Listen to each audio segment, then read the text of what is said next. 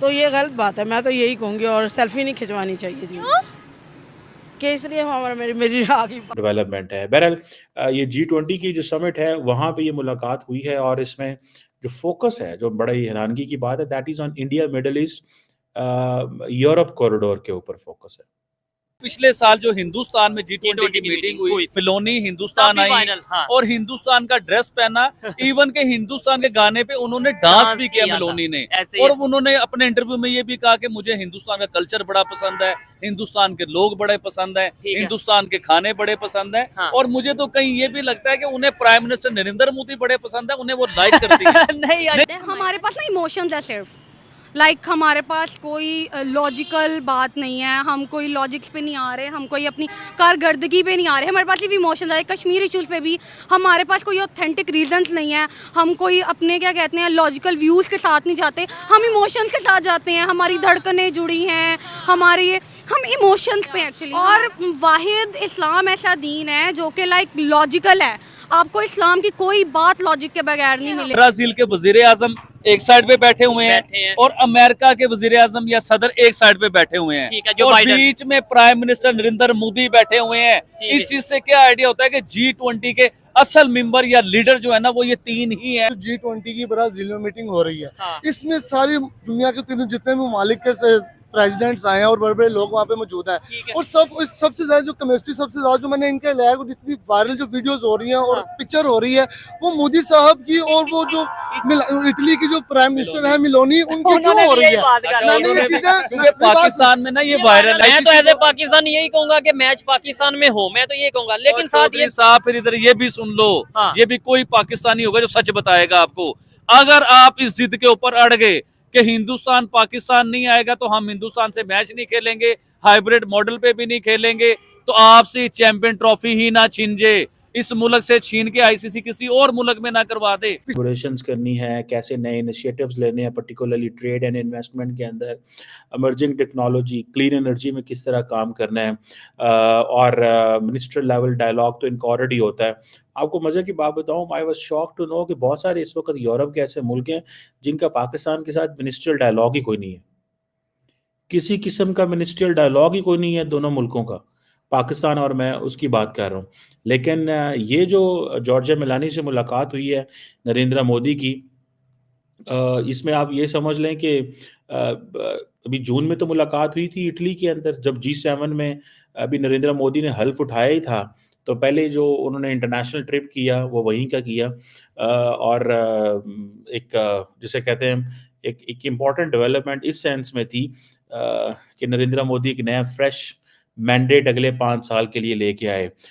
नमस्कार दोस्तों, जय हिंद दोस्तों, स्वागत है आप सभी को एक नई वीडियो में। तो दोस्तों आज की वीडियो होने वाली जो G20 में बैठक हुई थी, उन्होंने एक जिक्र किया गया था कि चांद पर जो आज तक जो भारत ने किया है वो आज तक कोई देश नहीं कर पाया है। इसको लेकर सबको मिर्ची लग रही है, तो मिर्ची स्वाभाविक है लगना चाहिए, क्योंकि जब एक दूसरे राज्य और देश गांव घर तरक्की करता है तो बगल के जो बगलगिरी होता है उनको तो निश्चित है, उनको तो जलन तो होता ही, स्वाभाविक रूप से होता है, क्योंकि कोई नहीं चाहता है कि हमारे से आगे कोई बढ़े। तो दोस्तों जो भारत है, उन्होंने G20 ब्राज़ील में एक बैठक हुआ था। बैठक में उन्होंने भारत के G20 यानी 20 पर भी चर्चा की गई थी, और जो भारत आज एक ऐसा अद्भुत करिश्मा कर चुका है कि इन्होंने चांद पर सबसे एकदम अलग करके दिखाया है। तो नहीं चाहता है, जैसे चीन हो गया, पाकिस्तान हो गया, अन्य देश हो गए, उनको अच्छा नहीं लगता है कि एक भारत मामूली सा देश इतना आगे चला जाए। ये सब संभव हो रहा है सब मोदी जी के नेतृत्व में। तो मोदी जी को कार्य सब कोई को पसंद नहीं आता है। तो कहा जाता है कि जब एक देश ने पूरे विश्व को ऐसा ही मंच दे दिया है कि इनका सब ऋणी होने के लिए तैयार है, इन्होंने मोदी जी के प्रति बहुत ऐसी भावुक तरीका से सब प्रकट किया है। और G20 में एक और कहा गया है कि एक बैठक होने के बाद इन्होंने एक व्यापारिक संबंध और जो रिलेशनशिप है उसको मजबूत किया जाएगा। तो मजबूत स्वाभाविक है कि होगा, क्योंकि जब एक दूसरे से आदान प्रदान नहीं करेंगे तो निश्चित है कि जब आदान प्रदान होगा तो हमारे देश विकसित धीमे धीमे डेवलप होगा।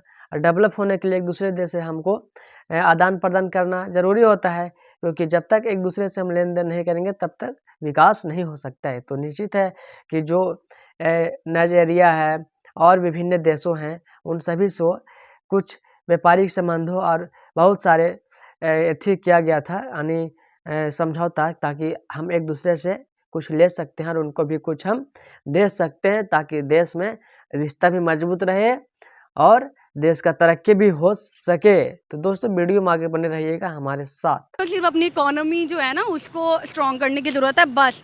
हर मसला हमारा जुड़ा है हमारी इकोनॉमी के साथ, जो कि इस वक्त डाउन जा रही है। हमारी इतनी यूथ, बल्क में यूथ जो है हमारी बाहर जा रही है क्योंकि उनके पास यहाँ जॉब्स नहीं है। अब हमारे यहाँ पे एक बिज़नेस को अगर रजिस्टर करवाना हो तो अकॉर्डिंग टू मी, जहाँ तक मेरी रिसर्च है, माइट बी पॉसिबल मैं रॉन्ग हूँ, इससे ज़्यादा पीरियड भी हो सकता है और कम भी हो सकता है, 11 माह लगते हैं अगर आप रेफरेंस वगैरह ऐड करते हो, और फिर 11 माह लगते हैं एक बिज़नेस को सिर्फ आपने करवाना है रजिस्टर यहाँ पे पाकिस्तान में। IMF को चाहिए था मुस्लिम कंट्रीज़ के, जो हम लोग इस्लामिक कंट्रीज़ में से एटॉमिक बम है ना हमारे पास, तो हमसे ज़रा एक आधी सेल्फी वेल्फी खिंचवा लेते कि ये प्राइम मिनिस्टर है एटॉमिक पावर का, ज़रा थोड़ी रिस्पेक्ट कर लेते। इस चीज़ की भी लाज नहीं रखते। अब मैं आपको वही बता रही हूँ ना कि जो रिश्तेदार जिसकी ज़ुबान लंबी भी हो, उसके पास पैसा हो तो बर्दाश्त हो जाती है। जो गरीब रिश्तेदार होता है ना, उसकी ज़ुबान जितनी मर्जी लंबी हो उसको तानेबाजी फितना फसाद ही कहा जाता है। कि जिस मुल्क को हम कहते हैं कि हिंदुस्तान के खिलाफ है या हिंदुस्तान उसके खिलाफ है, हिंदुस्तान तो ताकतवर के साथ है, तो उस मुल्क ने भी हिंदुस्तान को अवार्ड दिया, और खाली अवार्ड नहीं दिया, हाईएस्ट सिविल अवार्ड जिसे कहते हैं वो वाला दिया, जो सा दुबई देता है प्राइम मिनिस्टर नरेंद्र मोदी को, सऊदी अरेबिया देता है, इजिप्ट देता है, पता नहीं कौन कौन सी कंट्री देती है, और वो मुसलमान कंट्री है। वो कोई हिंदू या सिख कंट्री नहीं है, या अंग्रेजों की या क्रिश्चियंस की कंट्री नहीं है, वो मुसलमानों की कंट्री है, जिन्हें हम बहुत बड़ा मुसलमान कंट्री मानते हैं, वो मोदी को अवार्ड देते हैं। अब मुझे बताएं कि जिन्होंने अवार्ड दिए इन पे तो फतवे लगने चाहिए, जो सब हिंदुओं को अवार्ड दी जा रहे हैं यार। अवार्ड दे दिया हिंदू को, आप समझिए। अब ये जो India middle east economic corridor है,